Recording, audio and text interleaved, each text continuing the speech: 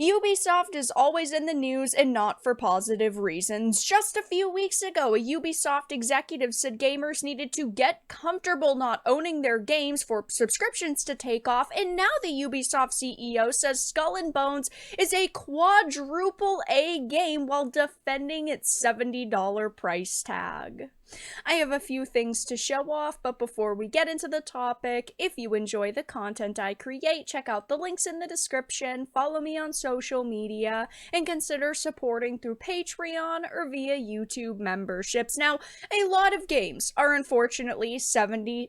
Now, I personally think that they should have stuck at the $60 price tag, because we definitely have seen a lot of people, on social media when a new game comes out say, I'm not going to buy it until it's cheaper because games are far too expensive now. And of course, I do still purchase video games even though they are $70. The major problem with that $70 price tag is the fact that it's never just 70. Companies want you to buy a $100 deluxe edition or a collector's edition. They want you to pay for microtransactions. Like, they really do try to get you to swipe your credit cards at every point possible, especially when, we're paying $70 for a game that might be 12 hours, aka Suicide Squad Kill the Justice League, which is absurd, but now they are trying to justify the $70 price tag, not just by defending the work that their developers did, saying it's a high quality game, but saying that it's a quadruple A game, trying to put a label on it.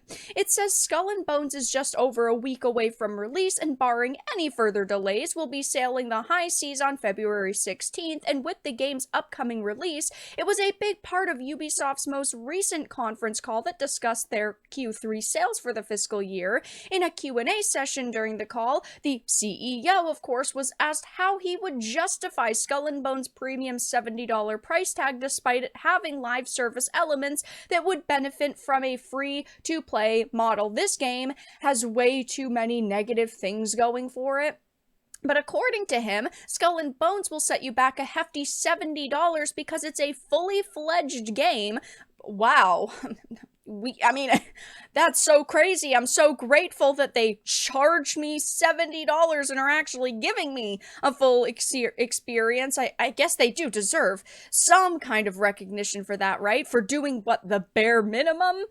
He goes on to explain that Skull and Bones is a quadruple A game and says that it will deliver in the long run. Given that the game isn't even out yet, we don't even really know what their plans are for post-launch content, so whether the game will actually deliver remains to be seen. Now, this makes me think of how Steam tags work and the way companies market their games, giving a game every label they can, like simulation, FPS, looter shooter, then it's fantasy or sci-fi. Like, we get it. You're trying to sell us a product, but obviously the definition of a AAA is of a video game produced and distributed by a mid-sized or major publisher, which typically have higher development and marketing budgets than other tiers of games. And even though no game has been classified as a quadruple A, people have speculated it would mean referring to high quality games produced by only major studios with significant budgets, which, okay, if Skull and Bones fell into that classification, that would be one thing,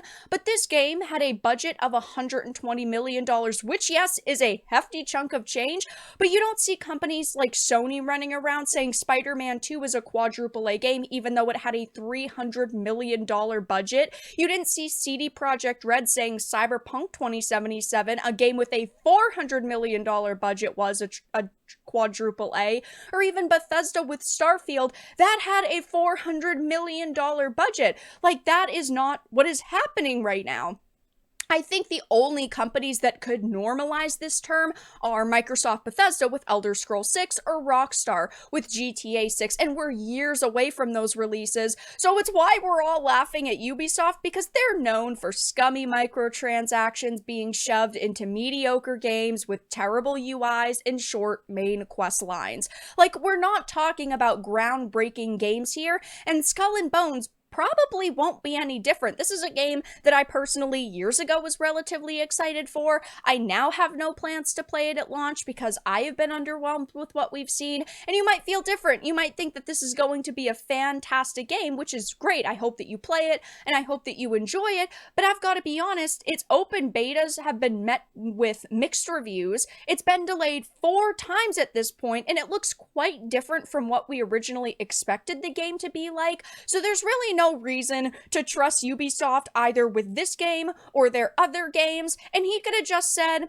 this is the shift of the industry, a lot of companies are going to $70, but instead, by calling it a quadruple A game and trying to justify it, it's like he's just kind of using that term, but he doesn't actually know what the loose definition is. Again, it's not like it's a $400 million budget game that's taken a decade to make because it is so expansive and so insane in size and scale and detail. That's just not what Skull and Bones is, and I know that they really wanted this to be a brand new big flagship game for them because they've been hyping it up for so many years at this point, but it's kind of already falling flat with people. Again, open betas have not done all that well, and this only comes a few weeks after a Ubisoft executive said gamers need to get comfortable not owning their games for subscriptions to take off.